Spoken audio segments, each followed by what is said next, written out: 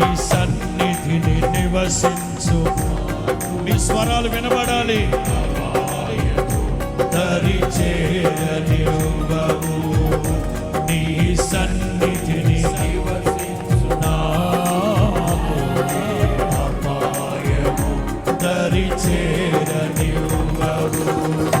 కృపయేనా అడుగులు స్థిరపరచి బండపై నిలిపెను.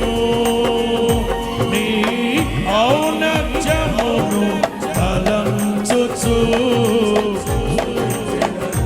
కృపయేనా బండపై నిలిపెను. నీ ఔన్నత్యమును సర్వయుగములలో